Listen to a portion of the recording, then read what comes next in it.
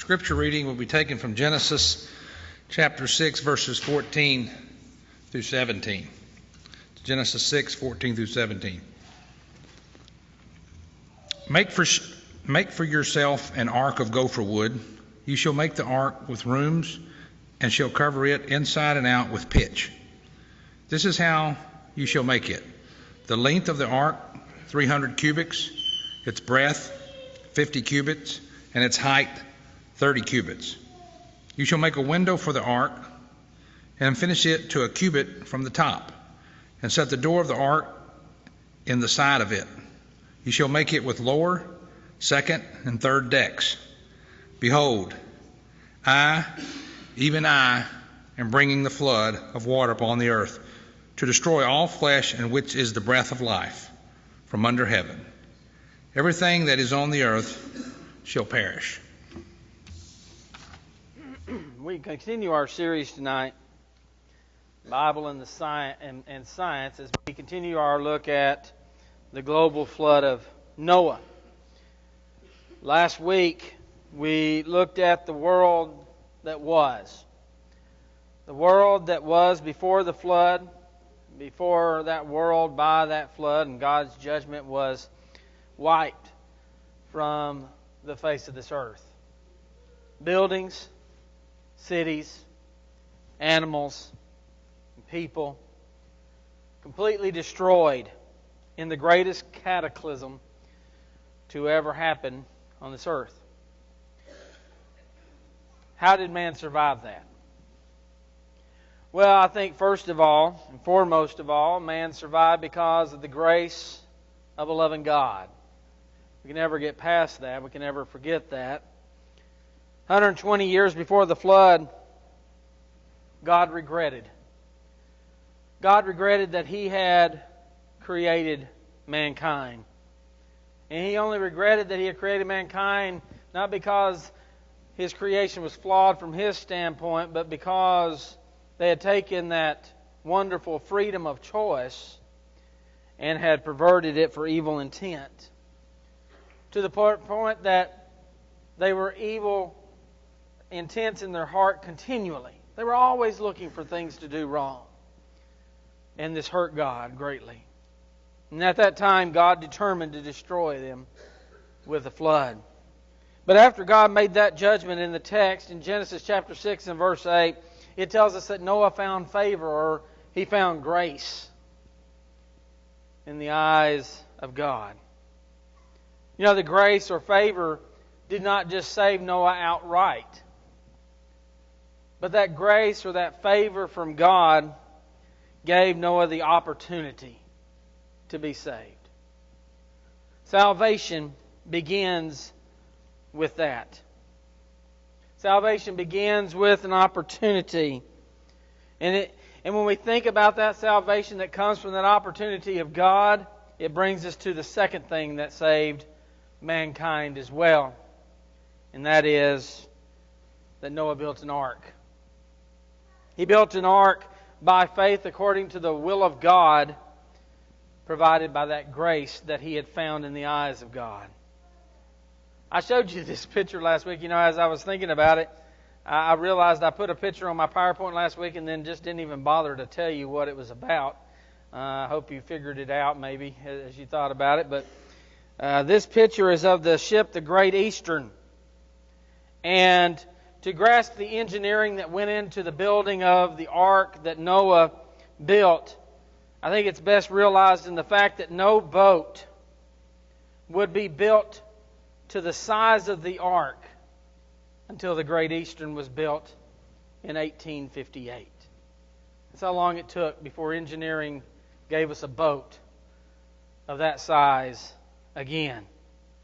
And I want us to think about this great ark that Noah built. I want us to think about what it took to build that. Look at its construction. Well, first I want us, as we think about its construction, I want us to consider that there's often been a misunderstanding in this text. Teachers and preachers alike sometimes say that Noah spent 120 years building the ark, and yet that doesn't appear to be accurate when we read what is written in Genesis chapter 6. Genesis chapter 6 and verses 1 and 2, it says, when man began to multiply on the face of the land and daughters were born to them, the sons of God saw that the daughters of men were attractive, and they took as their wives any they chose. God at this point knows, He knew that what was coming from men, in that they were leaving faithfulness. The sons of God were leaving the faithfulness that had given them such a name, and were going and taking wives of the daughters of men, those that were not calling on the name of the Lord. And they were choosing wives not for the beauty of goodness or the beauty of righteousness, but they were choosing wives based on the vain idea of beauty, physical beauty, that which will not last. And what was coming as a result of this was the complete desertion of God by mankind. Verse 3 says, then the Lord said, my spirit shall not abide in man forever, for he is flesh, and his days shall be 120 years. There's the 120 years. This is a time marker for this downward spiral of mankind. This would be about 1,536 years after the creation of man. And poor choices by God's people would cause the world to plummet into sin, and the world would be filled, as the Bible tells us, with violence. And in only 120 years it would be destroyed. There's a lesson to be learned as we look at this time frame, from the time that men began to go away from God to the time that mankind became so odious to God that He chose to destroy them. We see the destructive nature of sin, and how fast it can destroy a society, how fast it can destroy a person, how fast it can destroy a family, how fast it can change the hearts of people that at one time were sons of God. This 120 years was not about Noah building the ark, but instead, when it is that time frame when God made the decision that He would need to make an ark because of what God was going to do 120 years in the future. It is like the time in which God decided to destroy the northern kingdom. And then He made a decision in the days of Manasseh to destroy the southern kingdom. And when God looks at it and He says, I've had enough, He gives a time frame and He says, this is going to happen. And that's what we see happening here for the first time in the Scripture. Now go forward. Go forward to God speaking to Noah. In verses 13 through 17, God tells Noah that He will destroy the earth and describes the ark that He wants Noah to build. That was read just a moment ago. Then listen to what God says in verse 18. But I will establish my covenant with you, and you shall come into the ark, you, your sons, your wife, and your sons' wives with you. In this text, God speaks of Noah's sons and their wives in the present tense. You know, Noah had 3 sons.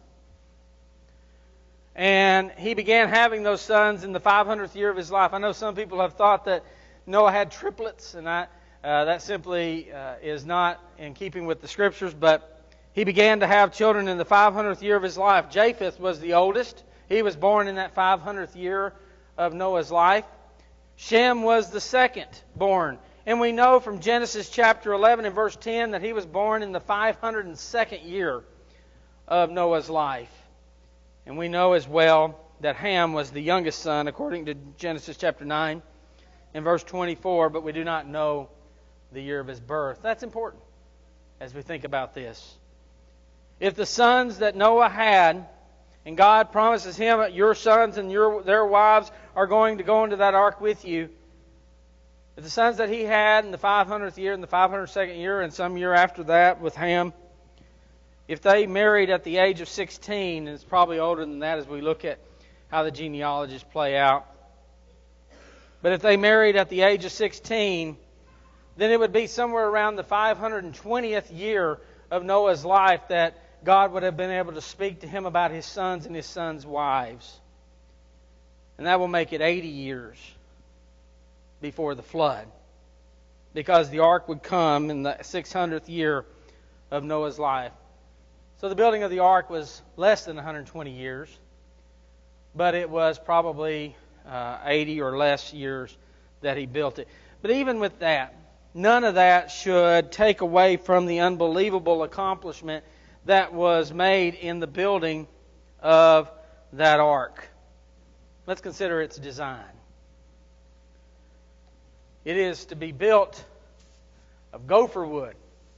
I don't know what gopher wood is. Neither do you. Some people think it's the top of cypress. I was thinking about this and talking to Doug about it this week, and Doug has the answer. It was the wood that you go for. You go for it over there, and you go for it over there. I don't know if that's true, but it sounded good. I'm always welcoming Doug's wisdom into my studies. But gopher wood. You know, it doesn't matter that I don't know what gopher wood is. It doesn't matter that you don't know what gopher wood is. No one knew what gopher wood was. And he knew exactly what wood he needed to use in the building of the ark, and God set that out for him. He was to pitch or to tar the ark inside and out in its totality. Certainly an aspect of waterproofing that ark for this flood. I always loved the pictures. I even go online. I went online to see if there was any pictures that I thought would be good pictures to use on the PowerPoint, and didn't really see anything. But all the pictures are always of these pretty red wood arks. You know, boy, I mean, I'm telling you what, they put some nice wood into that ark. Gopher wood's pretty.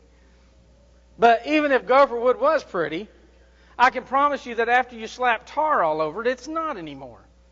The ark, in its real appearance, was probably a black, stinky, big barge. Okay, I mean, there's just no way around it.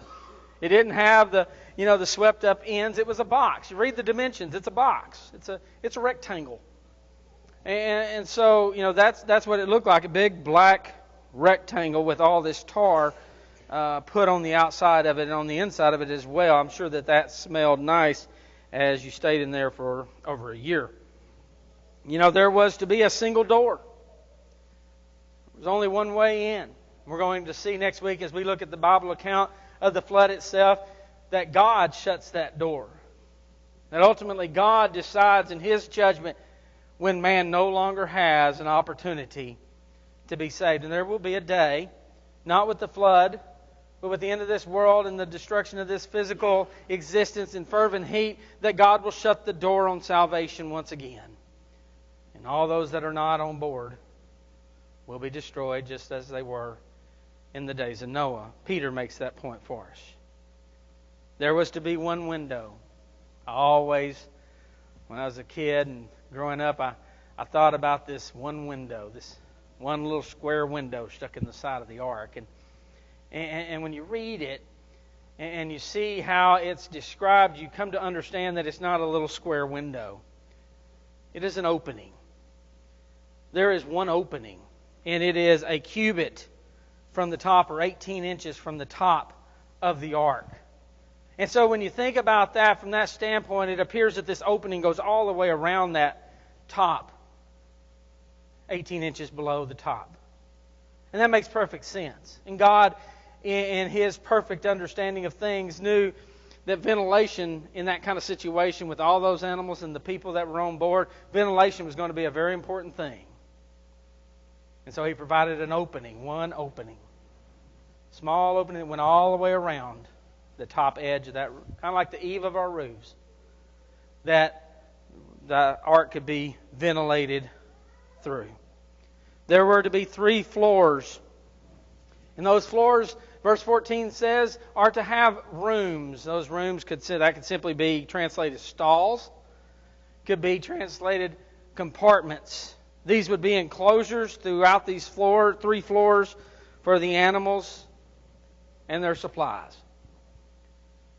Well, then he begins to tell us the size. And he gives us the size in cubits, Moses does, as he records this. And there are a number of cubits. A number of different kinds. You kind of have to decide which one you want to use. There was the Babylonian royal cubit, and it was about 19.8 inches. The Egyptians had a cubit. Moses certainly, as the writer of this book, would have been familiar with the Egyptian cubits.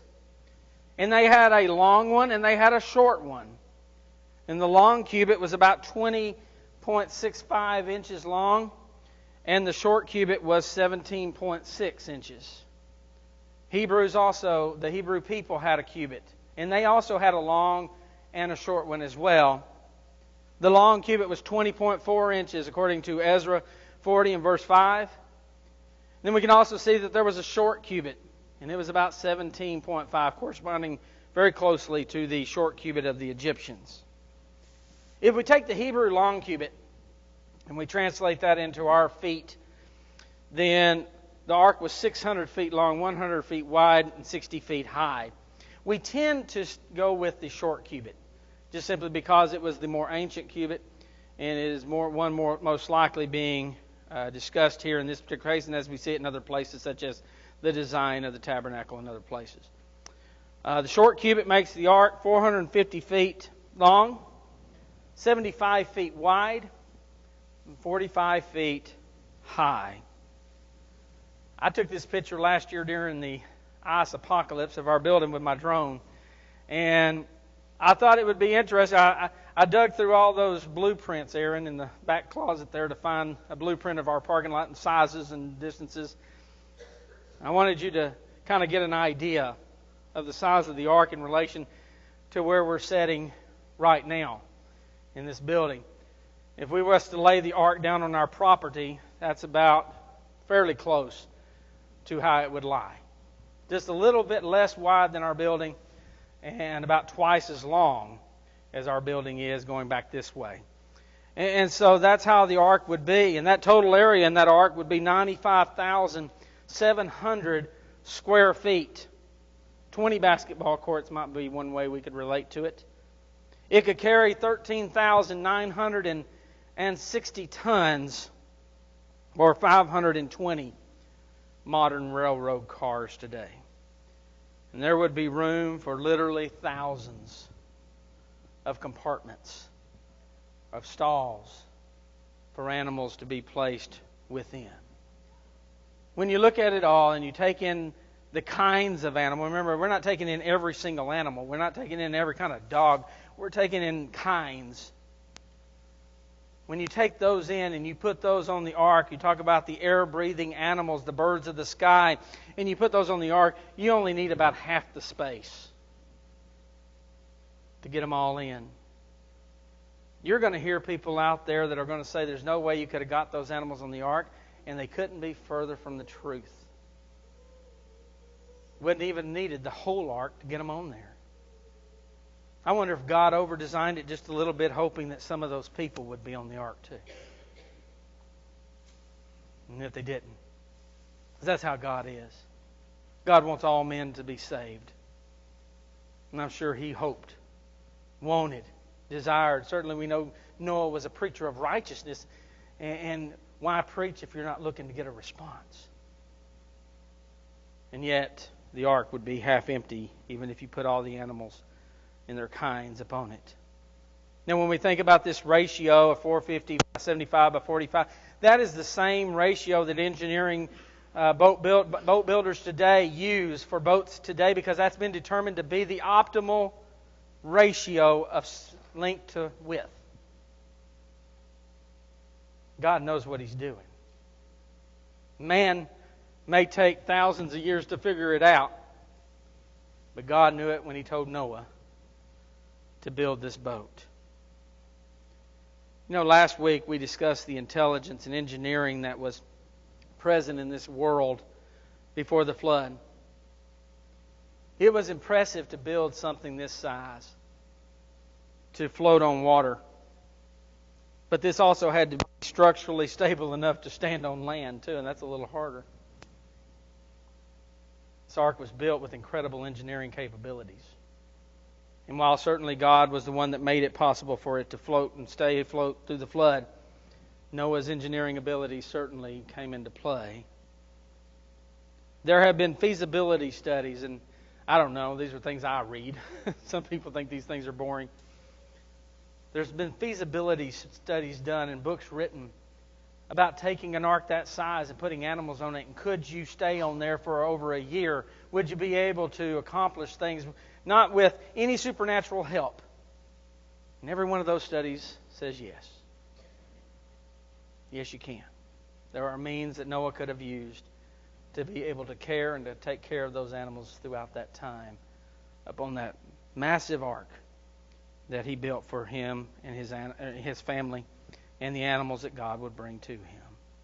Next week, we're going to look at that flood. I used to think as a child the flood lasted 40 days and 40 nights.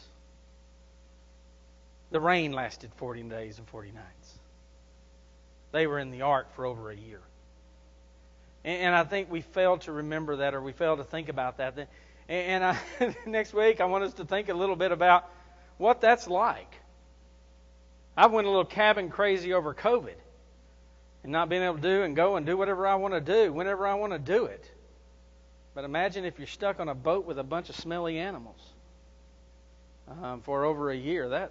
That might test us to the limit. Noah must have been a very patient man. And also to be stuck with family for that long, right? Without anywhere to go. Could also create some patience issues as well. Well, when we think about the ark, we think about its correlation to the church. And you know, we see the same ideas in the church that we see in the ark, and the church is that place which God has prepared that Jesus built. I will build my church. Jesus built it. It's a spiritual marvel. And it is the means by which we survive the next time God brings judgment upon this planet on a global scale. It has one door. There is only one way in. You can't sneak in. You can't find any other cracks to crawl through. There is one door. There is one way in, and His name is Jesus Christ. It is built by God's specifications. And only by being built by those specifications, just as Noah built the ark by God's specifications, and we have no reason to believe, we have no reason to even think that if Noah had built it any old way he wanted to build it, that ark would have ever survived that flood. But the church is built by God's specifications, or it will not save. But when it is a place of salvation. And there is plenty of room. Never going to run out of space. And in fact, I hope we come as close as we can to filling it up. Jesus said, in my Father's house are many mansions, many places, many rooms. If it were not so, I would have told you. There's plenty of place in God's kingdom. He just wants people to come in. He wants us to be, as Noah was, teachers and preachers of righteousness. Telling people what is right and where the door is, so that one day they can survive the judgment of God. If we can help you this evening to find that place, to be saved from that judgment one day in Jesus Christ and His church, divinely built by Him, we hope and pray that you will let us as we stand, as we sing.